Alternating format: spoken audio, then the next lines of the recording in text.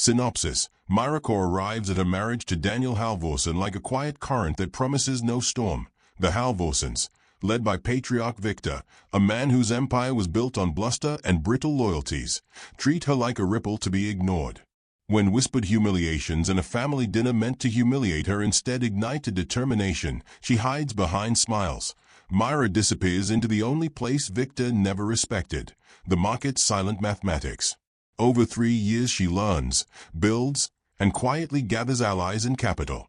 With a single, audacious $1 billion activist investment, a carefully engineered legal, financial, and moral gambit, she strips the veneer from the Halvorsen dynasty, forcing a public reckoning that dismantles an empire of greed.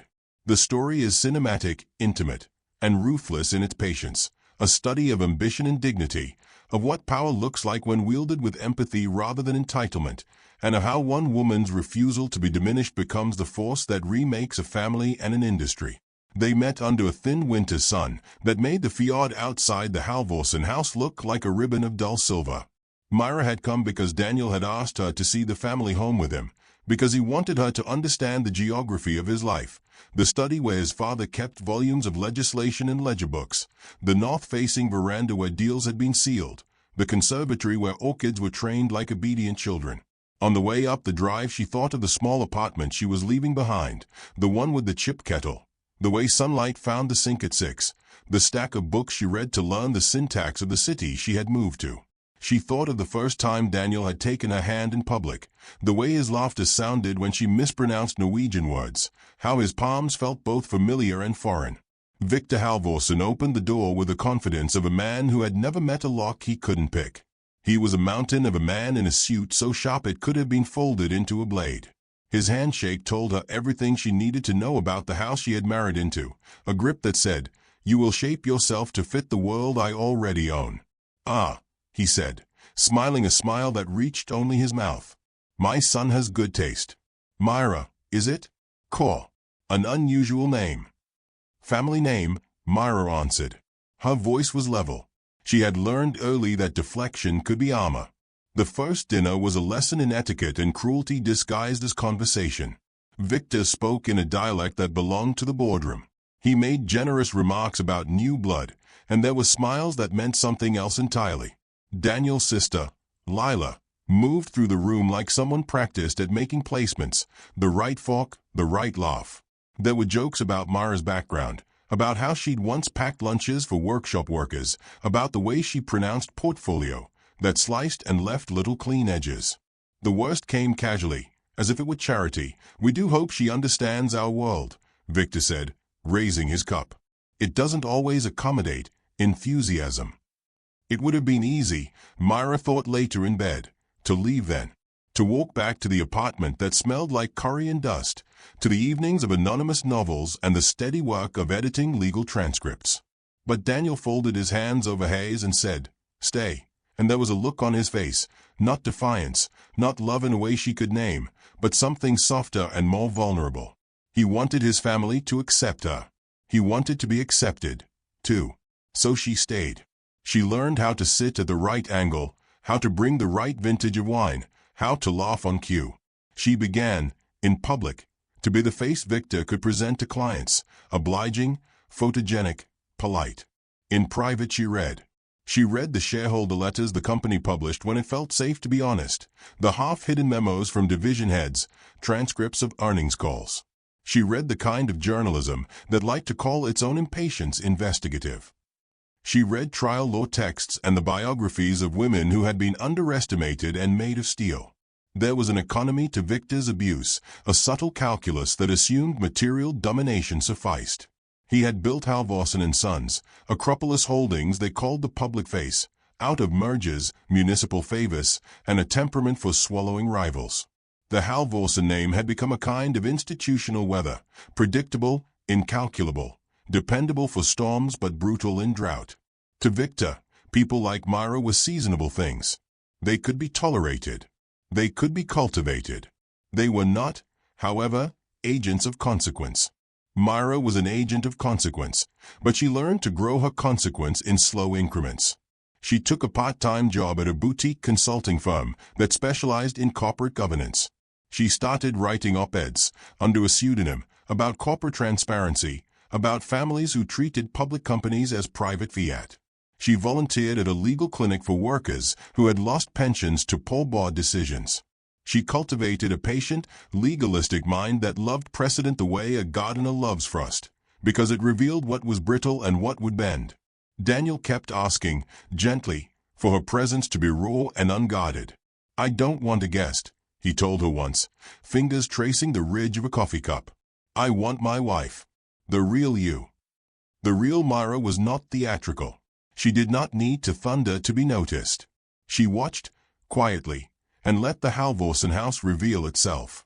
She learned the cadence of its defenses, the small bruises it held, the negligent way paperwork was filed, the offices where files gathered dust like confessions. She listened for the names that recurred in conversations and read financial filings until the numbers felt like muscle memory. Then, after a year and a half of marriages carefully performed for the public and of Myra's secret work, the market offered her an opening. Acropolis was a behemoth.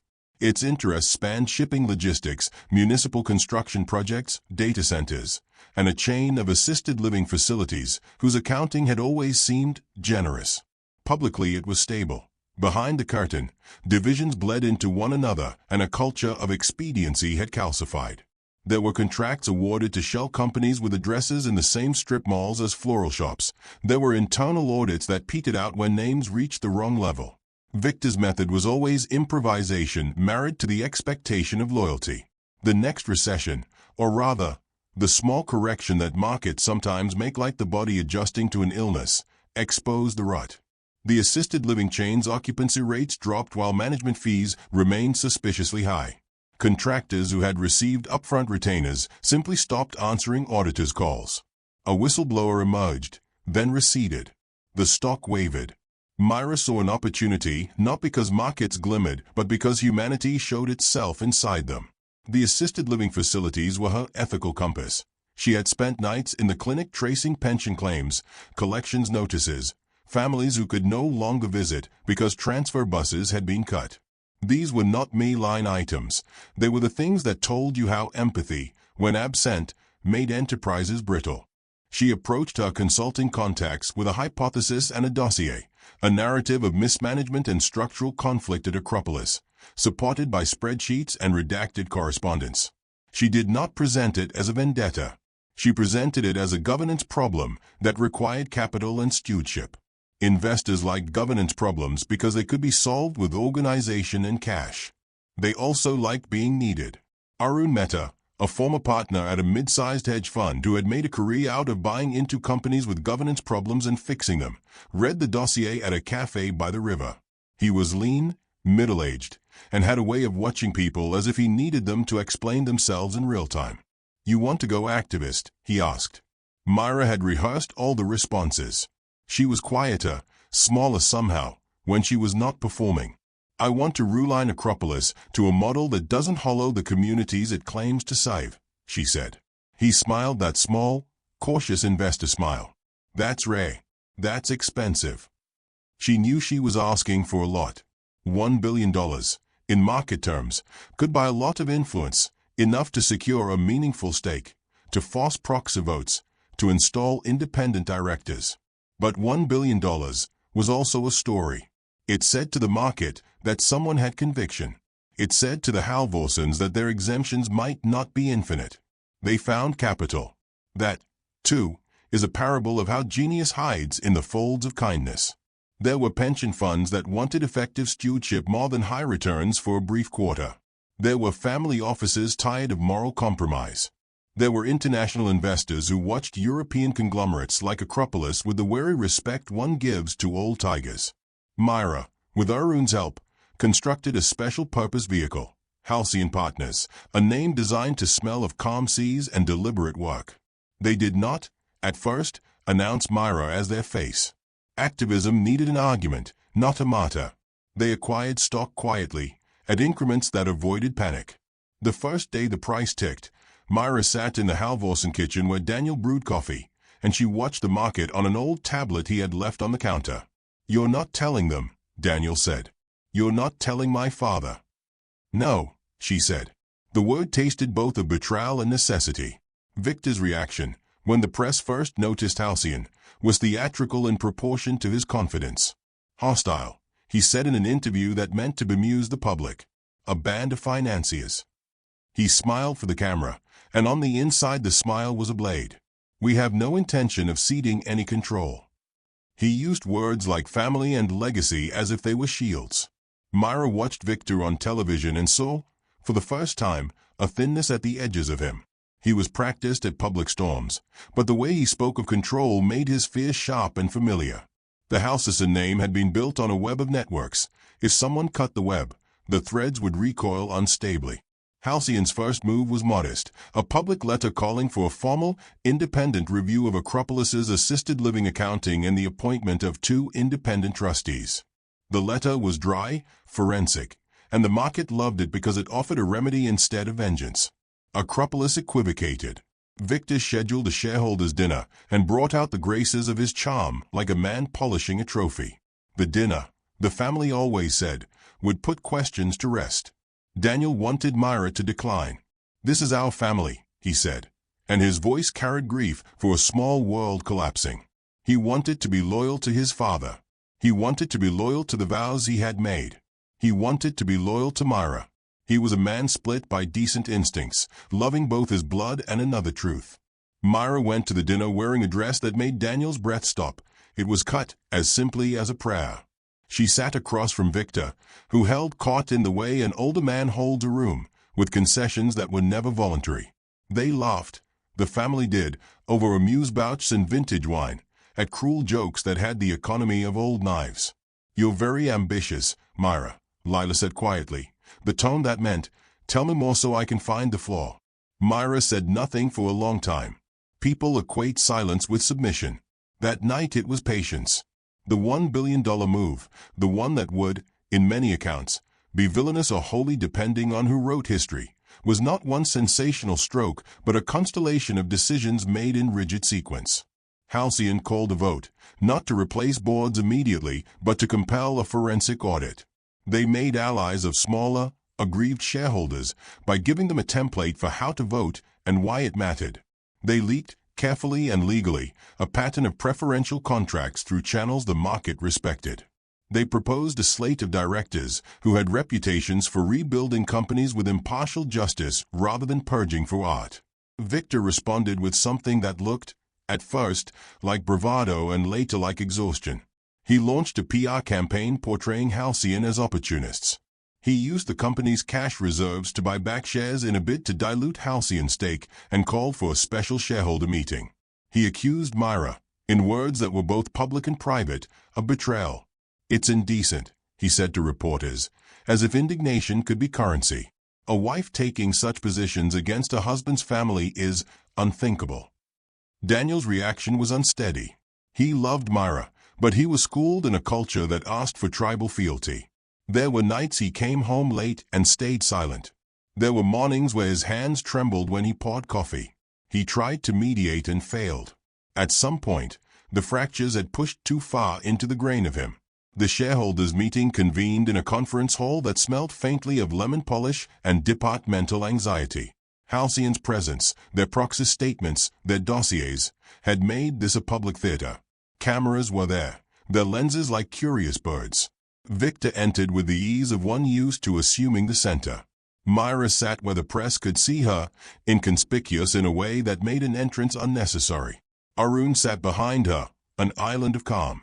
The testimony of the forensic accountants was procedural and devastating. It spoke of deferred maintenance at the assisted living homes, of invoices routed through opaque contractors in offshore jurisdictions, of a culture that rewarded loyalty over competence. There were audio clips released by a former CFO, a man whose career had been promised security and destroyed by a company that promoted image over substance. He spoke softly into a microphone, and his words had the gravity of someone handing over a long-kept wound. Victor argued. He deflected. He insisted that metrics had been misinterpreted, that markets were cruel and their instruments crude. He accused Halcyon of profiteering at the expense of elderly tenants' privacy. The audience, small shareholders, pension trustees, the press, listened and shifted. When the time came to vote, The tally was close.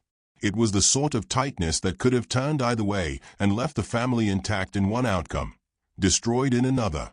Myra waited with the patience that had become her instrument. She thought of the women who had come to the clinic with their hands out for help when their fathers had been moved to facilities that had cut staff and removed therapy budgets. She thought of the numbers that were not abstractions, but lives. The vote went Halcyon's way. 2 trustees were appointed. An independent audit was scheduled. Markets cheered with the short-lived ecstasy of those who believe in corrective action. Victor, as the cameras followed him out, said words that were meant to wound and perhaps to console himself. We have always been builders, not wreckers. In the week that followed, the audit's findings were worse than anyone had predicted. Contracts were reclassified. Executives resigned, some hurriedly, others with the slow dignity of men making the practical decision to leave a sinking ship. Halcyon's $1 billion, in the form of its stake and the capital pledged to secure reforms, was the lever that forced the company's governance to answer. It was not the spending of cash that toppled things so much as the insistence that money could not buy silence. Victor watched the empire he had crafted tremble in the light of legal scrutiny.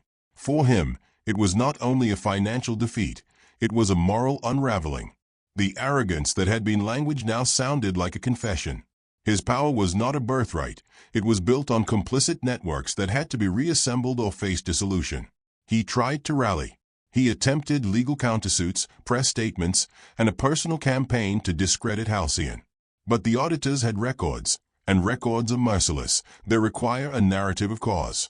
If the $1 billion move had been about money alone, Myra would have been empty afterward. Power that is seized without a moral foundation hollows the taker. She understood this. Her victory felt like a wound and a healing all at once. She had not wanted Victor's ruin so much as an end to the rot his empire allowed. She had wanted accountability. She had wanted the residents of the assisted living facilities to have nurses in the evenings and funds that actually went to enrichment programs. She had wanted pensions honored, not misdirected into prestige projects. The consequences were complex. Halvorsen and Sons, Acropolis, did not collapse overnight like a mountain in the face of a storm. It refused to be so spectacularly cinematic. Corporations often die slowly, in reorganizations and verdicts and settlements. Victor, stripped of some control, was forced to appoint the trustees Halcyon demanded. The market punished the stock for a time. Vendors sued to get paid. Families whose businesses had been tied to Halvorsen's fortunes found themselves adrift. The empire's tremor rippled outwards, and some were harmed who had not deserved harm. This was the moral calculus that weighed on Myra when the accolades came in the form of newspaper profiles and television interviews. She had been lauded as an activist investor who had saved shareholders and exposed a culture of impunity. She had been vilified in other quarters as a woman who betrayed her in-laws. The latter stung in a way that surprised her for its human shape. People loved to narrate betrayal as a story of loyalty alone, and they recoiled from any nuance between greed and duty. Daniel's distance widened. He loved her, but he had been reared in a house that had taught him allegiance as the highest virtue. He had tempted the impossible balancing act of loving a woman who would publicly oppose his father and trying to salvage his place as the son who remained. Some nights he came home and put his head in her lap and said, "I don't recognize myself." She would hold him and tell him the truth. "You are not required to be what you were taught you must be. You can be what you choose." There was a slow, painful detachment between them, not abrupt, not dramatic, but like two trees that had once grown entwined and now bent to different light. Daniel needed time to grow into a man who could love without losing both his kin and his conscience. He went away for a stretch to work in a branch office in a city that knew him as Daniel Halvorsen, not as the son of the man who had built everything. It was a self-imposed exile that had both the grace of reflection and the sting of punishment. When he returned months later, he was quieter but steadier.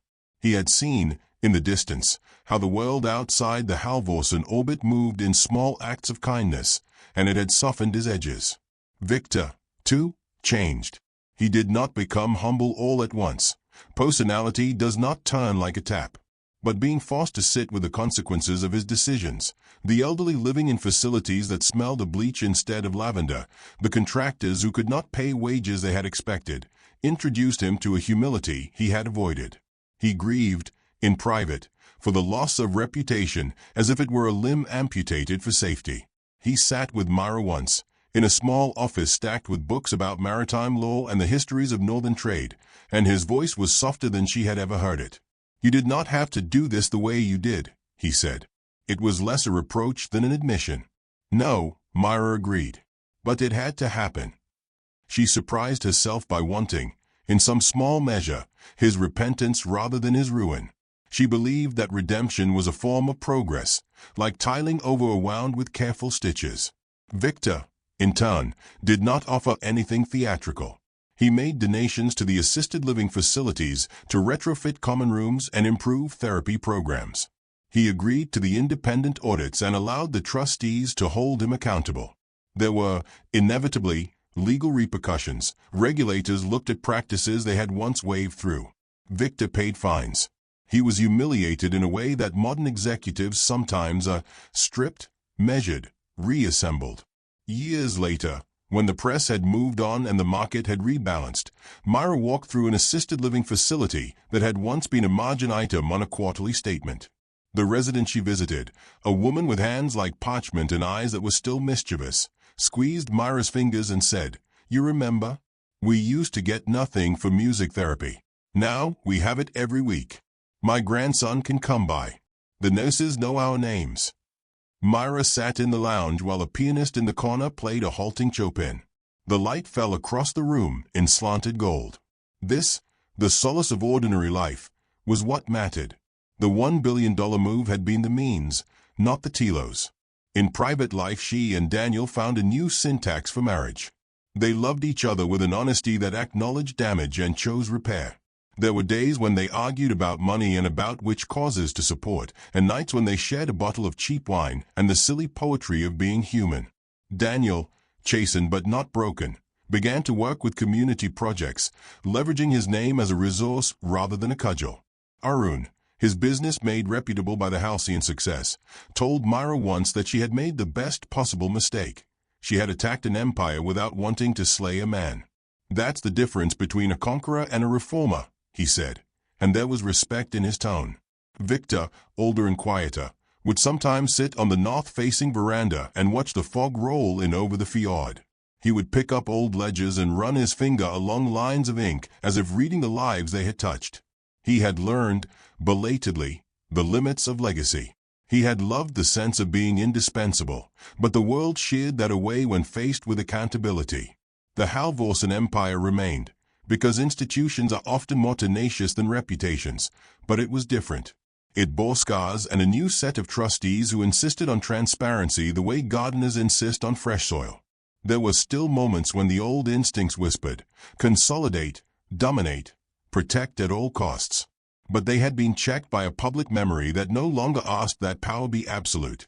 Myra did not become triumphant in a way that demanded monuments. She became, instead, the quiet kind of heroine whose victories are in the small recalibrations of power that make life a little more livable for the many. She sometimes thought about the math of it all, how $1 billion could be a leverage and a promise, but the arithmetic she kept in her head was simpler: one life helped, one trust restored, one family that learned to seat empathy at their table. On an evening when snow began to fall in thin, honest flakes, she walked the Halvorsen garden with Daniel. They paused by a withered magnolia and watched the white settle. He slipped an arm around her, and she leaned into him like a flag finding its mast. "You made them see," he said softly. "No," she replied, thinking of the courthouse, the audit, the small piano in the facility. "They made themselves see. I just held up a lantern." He laughed, the sound full of the way he had learned to come home. "You are a very dangerous woman with a lantern." She rested her head on his shoulder and let the snow fall. The lantern warmed them both, but it would not be the only light. The world would need more than one woman with a lantern. It would need people who chose governance over grandeur, repair over revenge, and the slow, brave work of rebuilding what money and power had cracked. Myra had crushed an empire only by refusing to accept it as a single, unchangeable thing. In doing so, she had given something far more valuable back to a fractured household: the possibility of change.